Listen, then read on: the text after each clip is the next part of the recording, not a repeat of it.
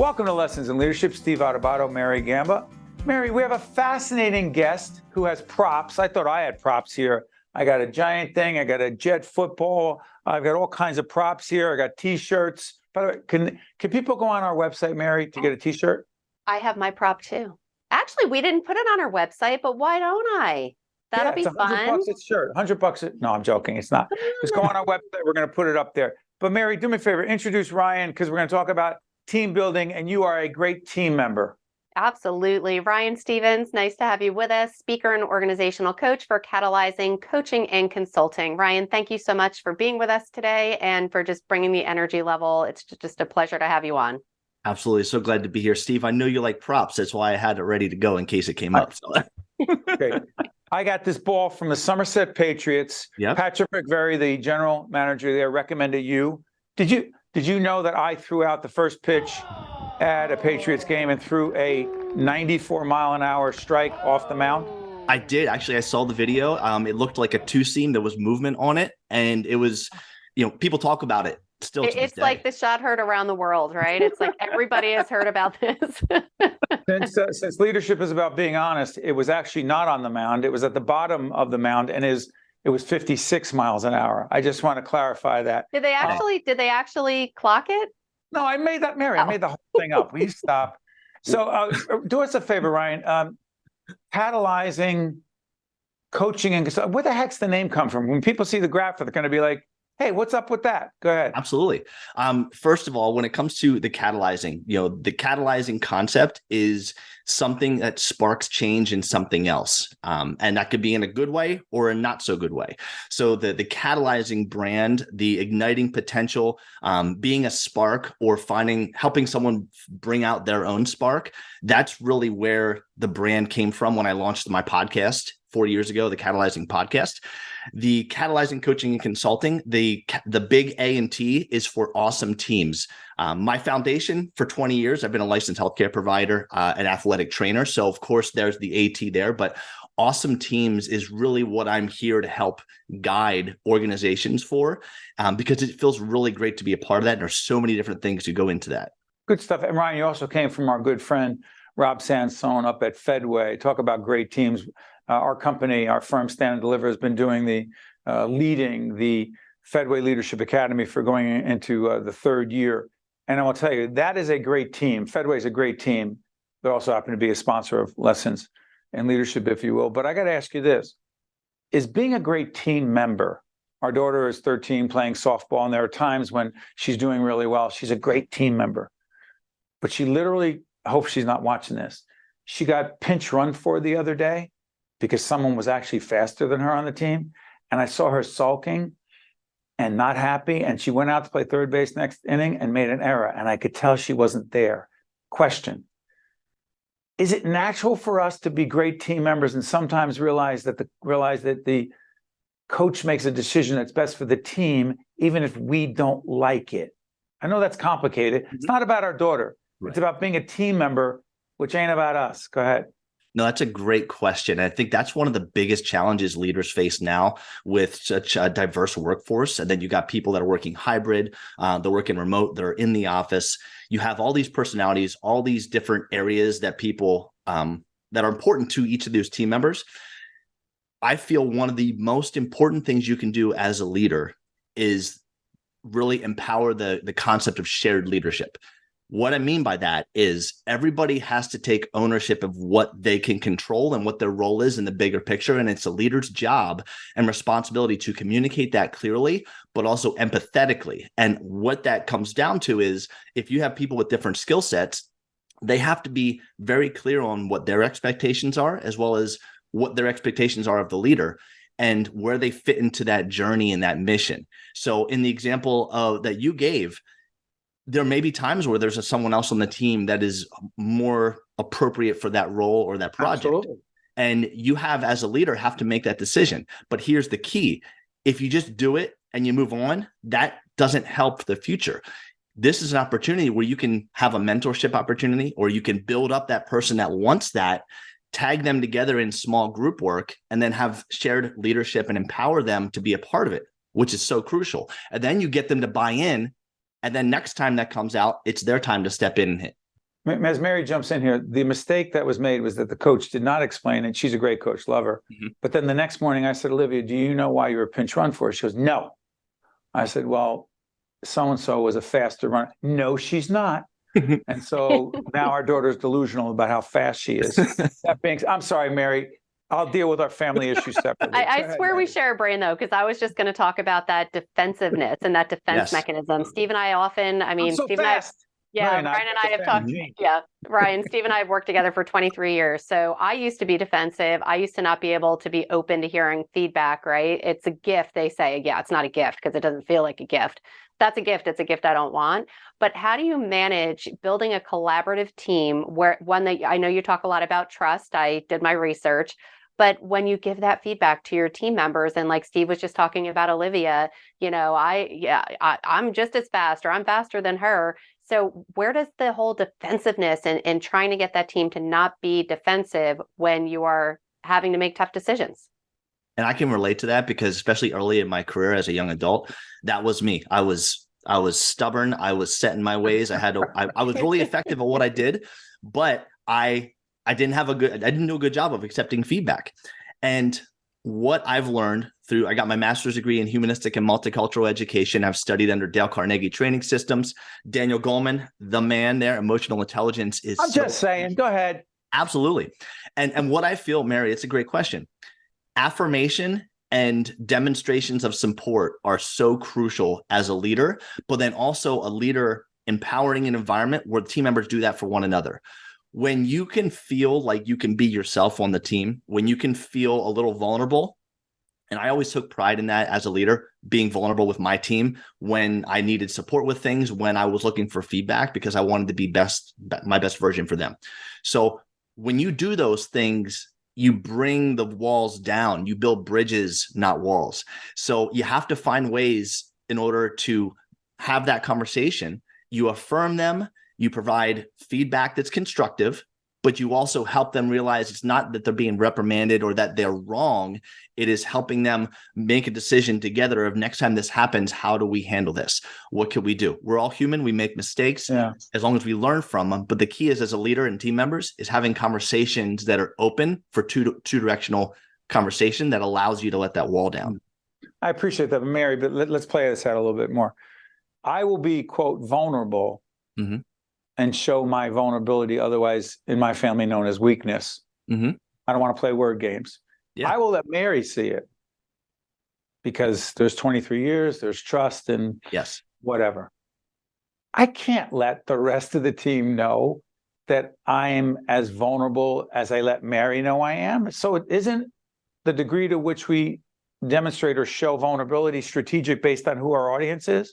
It's strategic in terms of who else is in the room in the audience. Absolutely. Right. Because it's a matter of, as a leader, it's about them. It's not about me. It's about what is best for my team while I'm driving the bus and putting people in the right position to be successful. Is there no I in team? What was that? Is there no I in team? I's make up the team, but they have to be a collective we. So everybody has to be an I in terms of owning their space and what they do. But the team is the we. Does that make sense?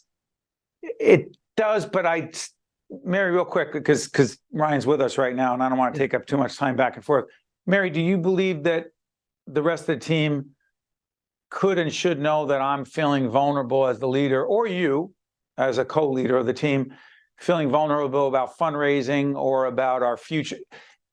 Or do we have to present to them, hey, we got this? I'm going to do an answer of both. I think that the team does need to know that their leader is a human being and that they do sometimes feel vulnerable, because once you show that, but then you also give them the confidence in your next breath of, is it going to be hard to reach our numbers this month? Absolutely. I feel that. But I'm here to tell you that I have the confidence in us and our team to get there. So I think you need to have a little bit of sprinkling of both. Hold on. We're taping this late. Hold on. Ryan, we're taping this. Here we go. No, I'm going to do it. We're taping this in late September. It'll be seen later. The season will be over. It's already over for the Jets. Robert Saleh, who right now is the coach of the Jets, we don't know what's going to happen. Scarlin's looking at me, right? He had to tell his team that their best chance to win was with Zach Wilson, who's probably, I don't know where he is right now as it's going to be seen. I don't believe he believed that. Can he be vulnerable enough to say, listen, I know we can't win with this guy. I know that we have no chance. We lost Aaron Rodgers. I mean, what are we going to do? You can't put that out there, Ryan, right? Well, I agree with you in that you can't be demonstrating vulnerability in a way that brings others down. I look at it as demonstrating vulnerability in that we can do this together. We're going to figure it out. We may not have it figured out yet, or I need help with X, Y, and Z. And you know what? Mary, Steve, you two are fantastic at that. Can I get your support with this? Because we have the opportunity to take this on. So you reframe the vulnerability in a way that is beneficial and brings them in to the shared mission versus looking like it's a me versus them or pointing fingers type thing. But you're right. There's times where you have, as a leader, you have to shield them from the crap. You have to shield them from the bad stuff and be like, listen, we got this. This is our best opportunity. In your head, you may be thinking, oh crap, we lost Aaron Rodgers. But everything is in this guy right now. Zach Wilson, he's the man. Well, as we speak, you can't go in and say, we suck. We know we're not going to win. You can't do that. Exactly. Even if you think, hold on, I'll let you go after this. Even Ryan, if you think it in your heart and in your head, we stink. We're never going to win. We lost our guy. He was everything to us. You can't do that. You're right. You got to build them up. You can't do that. No, you're right. You have to build up your team, Okay. and that's demonstrating support and affirmation. That's Ryan Stevens, speaker, organizational coach with cATalyzing Coaching and Consulting. I want to thank Rob Sansone from Fedway. There's your prop, Steve. There's your prop. You got that wrestling belt.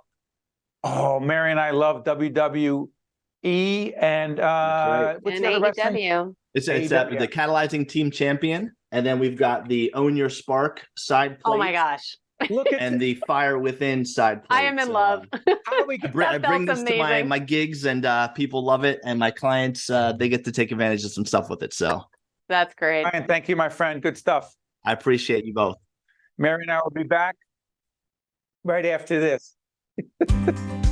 This edition of Lessons in Leadership is made possible by the Vicino Leadership Institute at Seton Hall University, Prager Metis, Valley Bank, the International Union of Operating Engineers, Local 825, the North Ward Center, the New Jersey Sharing Network, Delta Dental of New Jersey, the Helix, Fedway Associates, Inc., Veolia, Resourcing the World, the Port Authority of New York and New Jersey, and Seton Hall University, showing the world what great minds can do since 1856.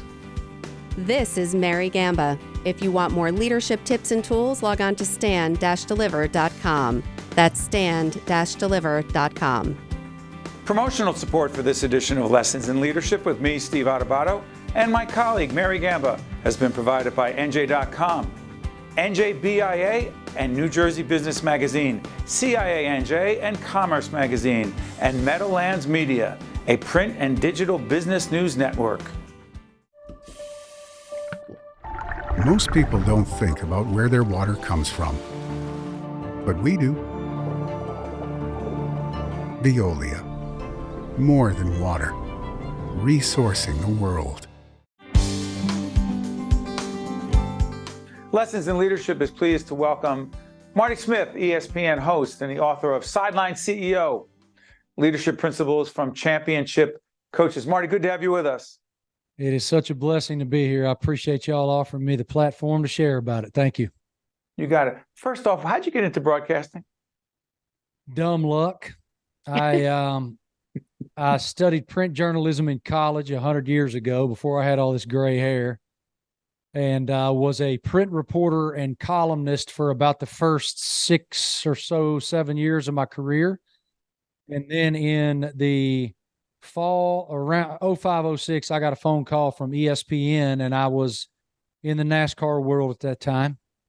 And they were putting together their broadcast team for re-injecting themselves into the NASCAR world. And they called me and said everyone with whom they spoke in the garage area said my name, that I knew the race drivers well, and I had a really good pulse of what was going on news-wise, and that they would like for me to consider maybe coming to ESPN and being a broadcaster. And I thought they had the wrong number.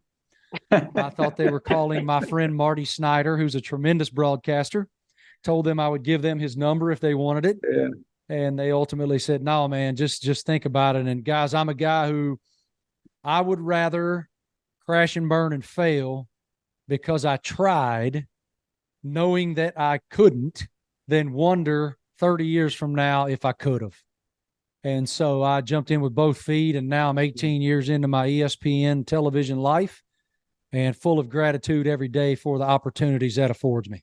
Well said. Let me ask you this, Marty. In the book, SIDELINE CEOs, you talk to all these coaches, including Nick Saban, University of Alabama. I will admit that I do not root for, along with millions of others, I do not root for the Roll Tide. No folks. judgment.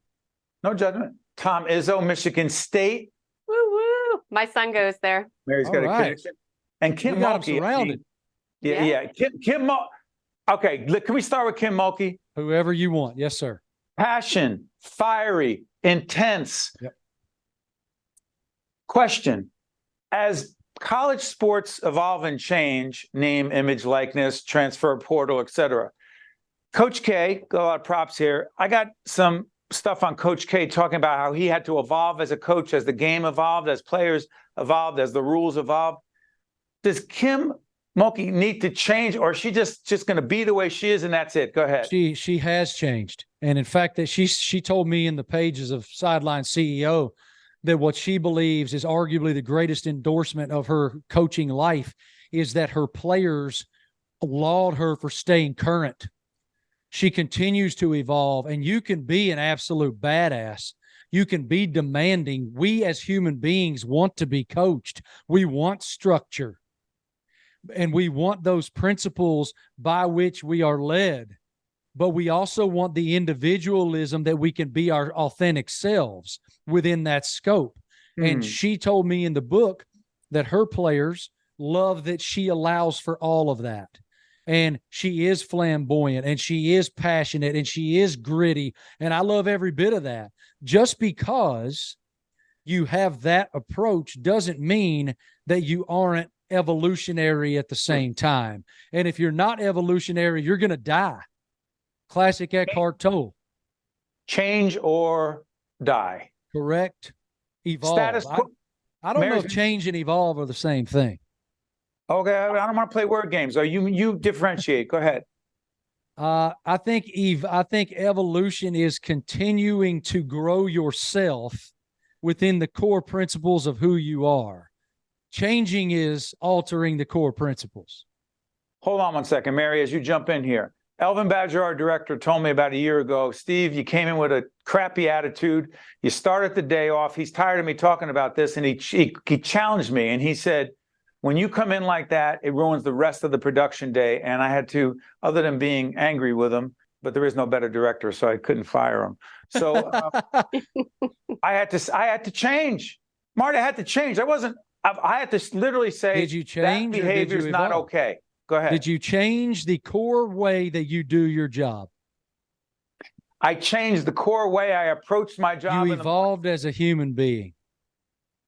All right, Mary, jump in, because I am loving. I want to have you on with us like all day long. I am just grinning from ear to ear. But I agree. But I want to go back to something you said that just kind of rang true with me a little bit, talking about the authentic self.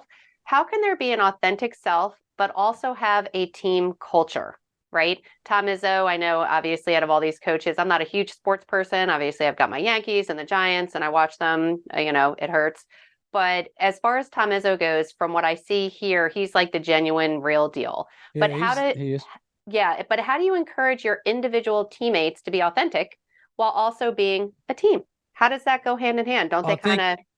That's a great question. I think that you have to establish a culture, which the culture is the energy that everyone in the building is walking around in every single day. But it's incumbent upon the leader of that culture to meet everyone where they are emotionally as an individual.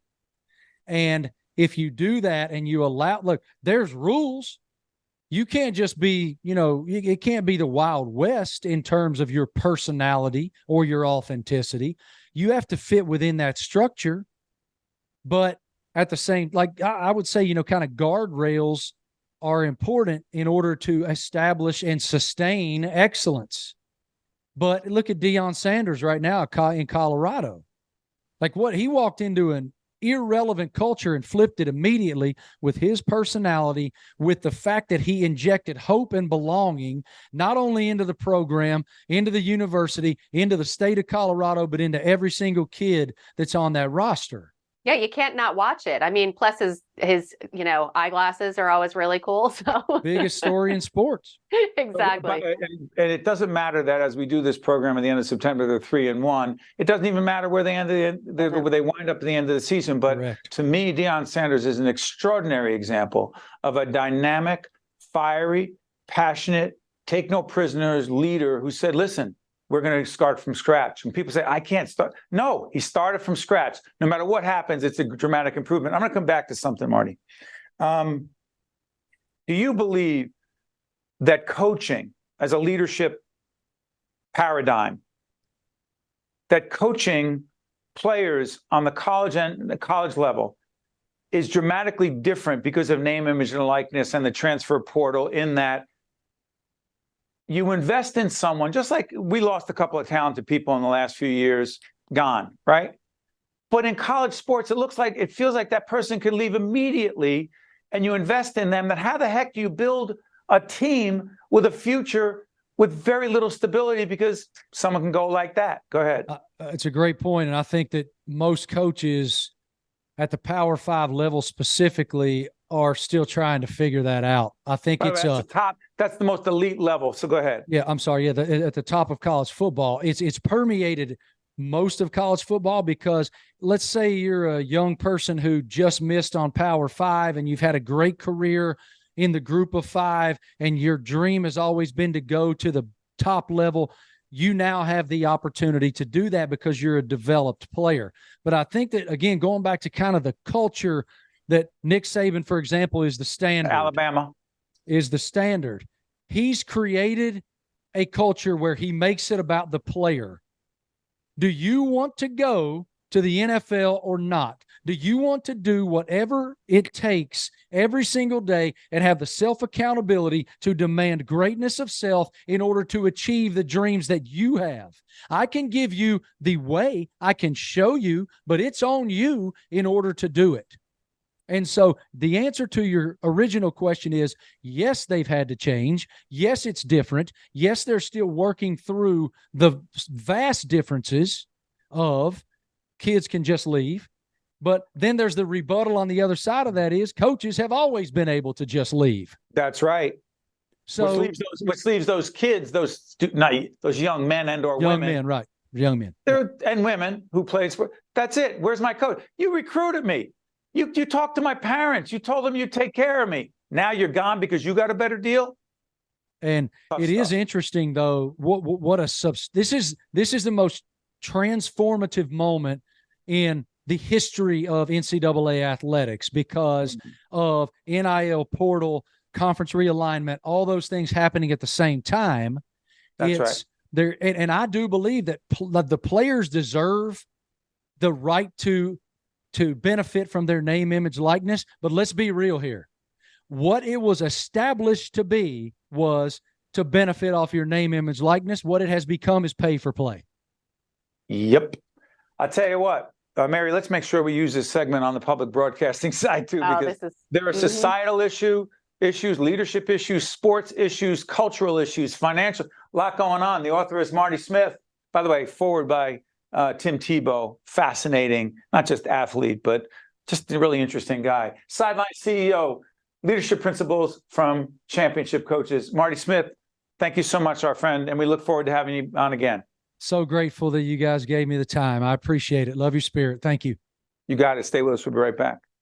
Promotional support for this edition of Lessons in Leadership with me, Steve Adubato, and my colleague, Mary Gamba, has been provided by NJ.com, NJBIA, and New Jersey Business Magazine, CIA NJ, and Commerce Magazine, and Meadowlands Chamber, celebrating 50 years of building connections and driving business growth.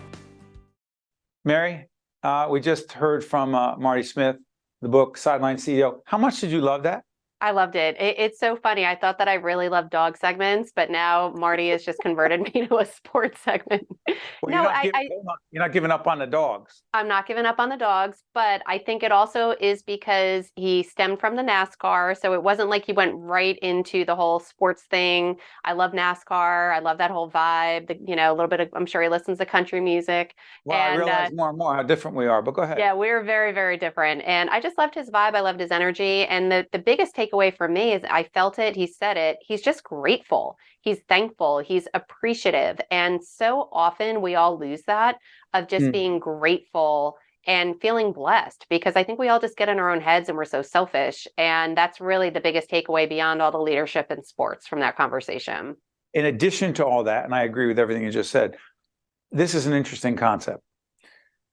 As a coach, as a leader, and even though we're talking about basketball, football, sports, the name, image, and likeness, the transfer portal, someone's on your team, you recruit them, you invest in them, you build a team, and they're gone.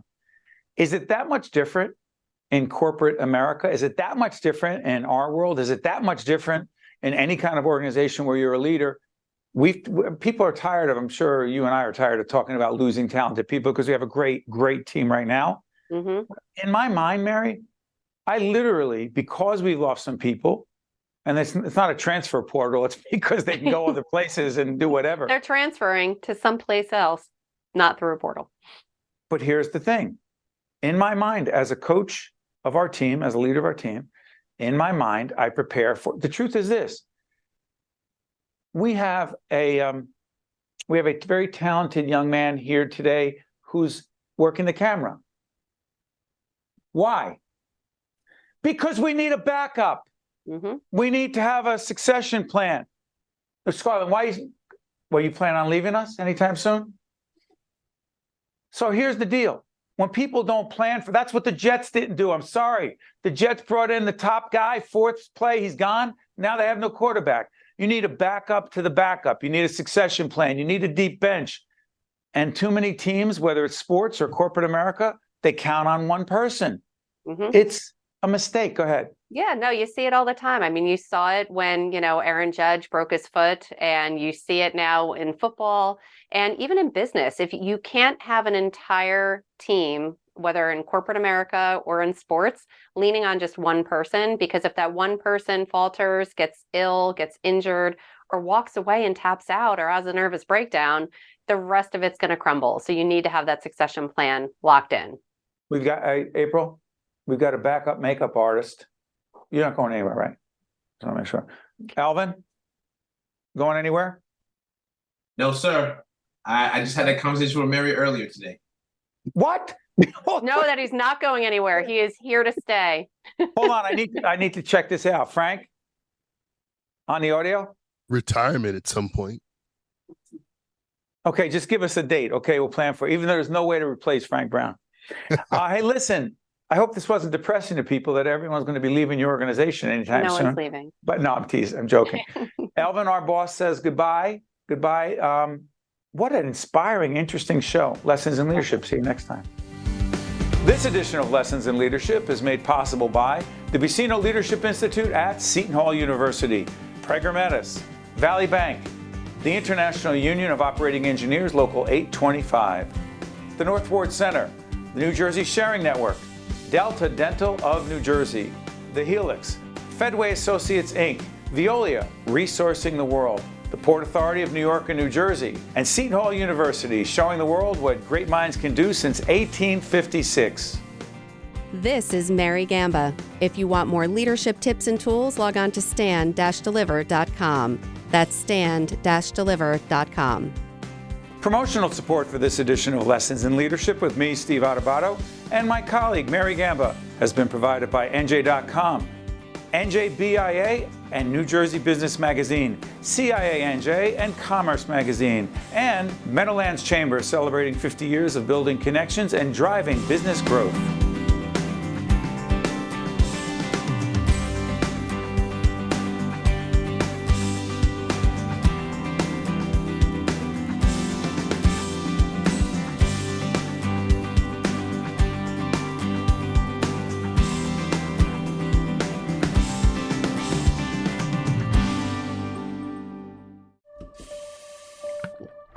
Most people don't think about where their water comes from, but we do. Veolia. More than water. Resourcing the world.